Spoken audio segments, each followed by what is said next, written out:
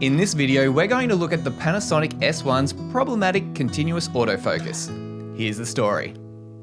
Recently, I did a multicam music video shoot and we used a variety of cameras. One was the Panasonic S1, we also had a Panasonic EVA 1, two Panasonic GH4s, and a Canon 6D. We also had an Aperture 120D with a light dome, and then we also had some practical lights on set as well. That was pretty much it. Alright, so we start off with this nightmare shot where I needed to get the acoustic guitar intro to the song, and the S1 was pretty much saying, "Not today." And the GH4 wanted to get in the shot on the motion slider, so I had to reposition. And then I did get it in focus, and then Paul started singing, so then I had to whip pan over to him. And now, as you can see, the autofocus is looking pretty good. And then I whip over to Jen singing, and you can definitely see some rolling shutter, which is pretty horrifying. In case you missed it, there it is again.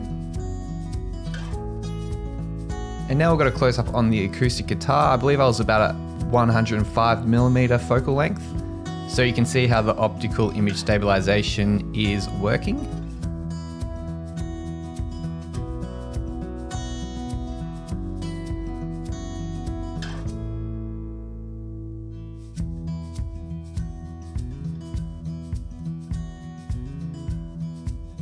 And now I'm trying to get a shot of Paul, and S1 is saying "not today." So then I move over to Noah and try and get him in focus and have a bit more luck. And then I move over to Jared on the guitar. And then I need to reposition to get a better shot of Jared playing. And then I realize Paul is singing, so I whip over to start filming him. So the autofocus does catch on to Paul, but it is a little bit rough, not as smooth as I would have liked.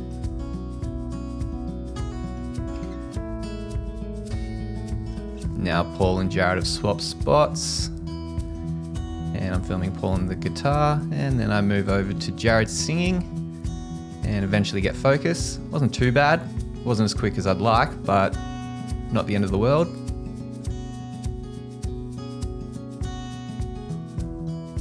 And then the focus starts to hunt around a little bit, which is a bit annoying, especially if the shot is mission critical.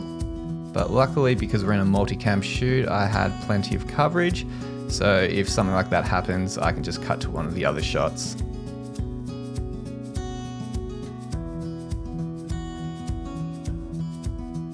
And then the focus starts to hunt again, goes onto the wall and the lamp, and then comes back to Jared eventually.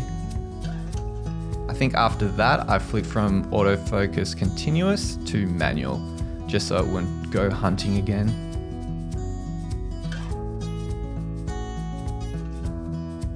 And now I try to get Paul playing the guitar, and then whip back to Jared, and goes back into focus.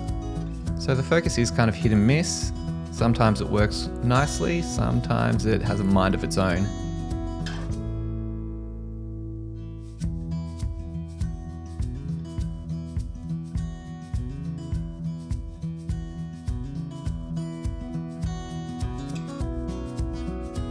So overall, using the continuous autofocus, it was mostly usable. There were some instances which you could clearly see in this video where it did hunt around and it made the footage not usable at all. But overall, the majority of the footage that I captured on this shoot was usable. Now, if you are shooting projects where every single shot needs to be in focus, needs to be tack sharp, can't be hunting around or anything like that, then I can't recommend the Panasonic S1 for that. Even some of the other cameras like the Canons and the Sonys, where they have really good autofocus, they aren't perfect. So if you're wanting perfect autofocus, well, keep looking. It isn't here yet. If you want perfect focus, you're going to need to put your camera into manual mode and then take the responsibility yourself. If the shot is out of focus when it's in manual, that's on you. So that's just something to keep in mind when you're using autofocus on your projects. You can't always count on it. So overall, my takeaway from this shoot is that continuous autofocus can be usable, but there needs to be some workarounds. You can't always rely on it with the Panasonic S1. It is handy to lock on that focus onto your subject, but then once you have that, flick to manual, and then you know that there won't be any hunting around. And then you know that your shot will be in focus. And that's it for this video. If you found this helpful, please give this video a like, and if you haven't already, please consider subscribing to this channel for more videos on content creation.